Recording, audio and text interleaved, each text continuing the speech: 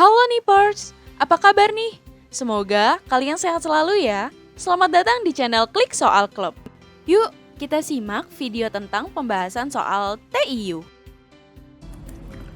Nah, untuk yang berikutnya, kata penghubung dari kedua premis tersebut harus memiliki makna yang sama persis, sehingga dia bisa menghubungkan kedua premis itu.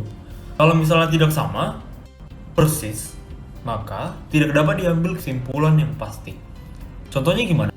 Langsung aja kita lihat di soalnya.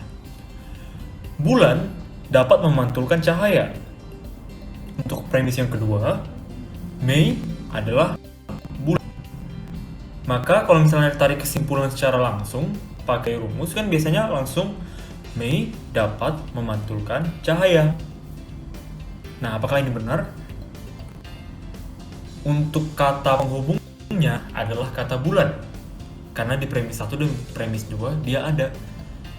Nah, sebenarnya bisa nggak sih bulan ini menjadi kata penghubung? Ternyata tidak bisa. Ternyata kata bulan di premis 1 dan kata bulan di premis 2 itu beda banget maknanya. Walaupun sama-sama bulan, sama-sama tersusun dari 5 huruf, sama-sama tersusun dari huruf B, U, L, A, N, tapi makna yang disampaikan di kalimatnya berbeda. Gimana tuh analisisnya? Untuk bulan yang ada di premis 1, maknanya adalah benda langit. Tapi untuk bulan yang ada di premis 2 apa? Bulan yang ada di premis 2 maknanya adalah untuk penanggalan kalender. Misalnya, tanggal 5 Mei. Itu kan bulan yang dipakai di situ kan bulan Mei. Itu kan maknanya bukan bulan yang ada di langit kan? Itu dia bedanya antara premis 1 dan premis 2. Jadi walaupun susunan hurufnya sama, tapi ketika maknanya tidak sama persis, dia tidak bisa menjadi kata penghubung, sehingga tidak bisa dijadikan sebagai patokan saat mengambil kesimpulan. Ya teman-teman, nanti ini bakal muncul kalau misalnya nanti ada soal yang menggunakan kata-kata yang bermakna ganda. Kata-kata bermakna ganda yang menimbulkan ambiguitas. Contohnya apa? Kan teman-teman sering dengar tuh, misalnya kata daki. Daki kan bisa dua, ada dia yang verb atau yang kata kerja, ada juga yang noun atau kata benda. Untuk daki kata kerja, misalnya mendaki gunung. Tapi daki yang kata benda kan, misalnya kotoran-kotoran di badan kan biasa disebut sebagai daki juga ya. Itu kan kata yang baku. Nah, ketika ketemu sama model-model kata yang bermakna ganda, teman-teman harus berhati-hati. Pastikan dulu kalau misalnya makna dari kata tersebut benar-benar sama persis. Kalau misalnya beda, tidak bisa diambil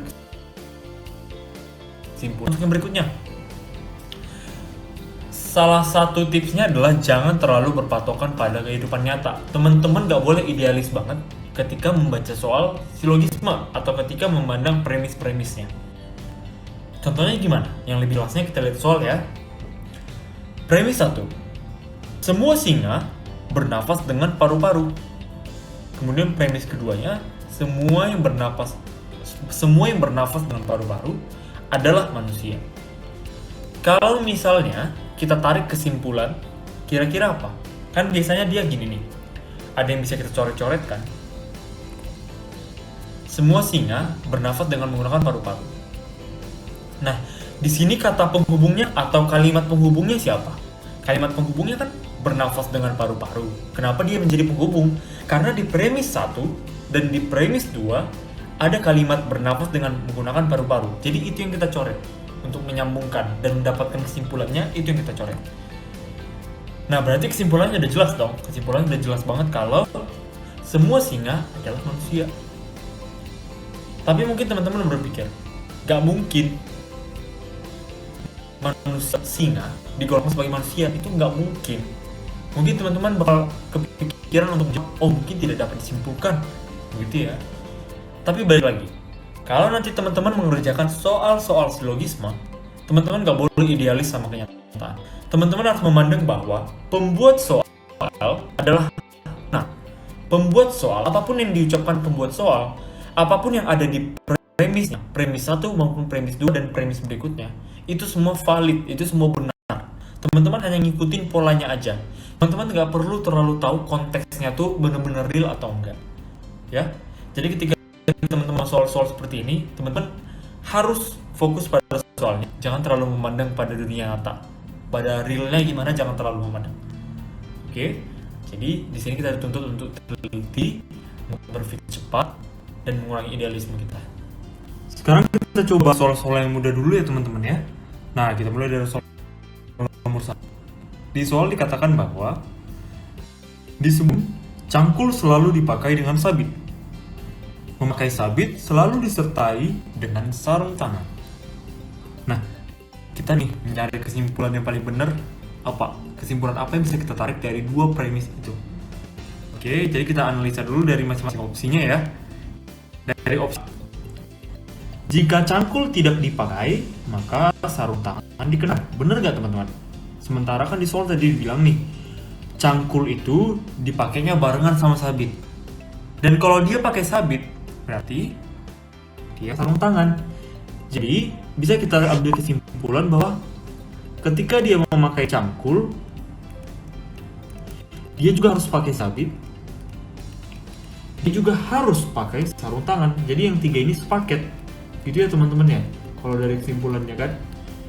Nah, sekarang kita cari nih dari opsi A sampai E mana yang mencerminkan kondisi ini.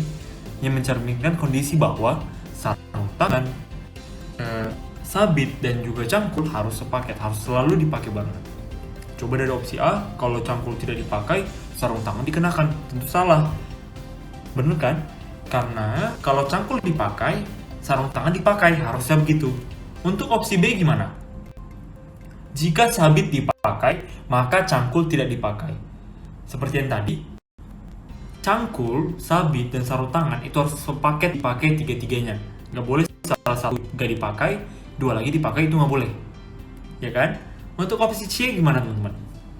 Opsi C, kalau sarung tangan tidak dikenakan, maka cangkul tidak dipakai.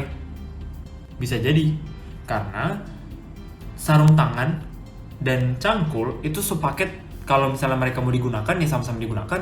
Kalau tidak digunakan, ya sama-sama tidak digunakan juga. Begitu. Kita keep dulu untuk opsi C.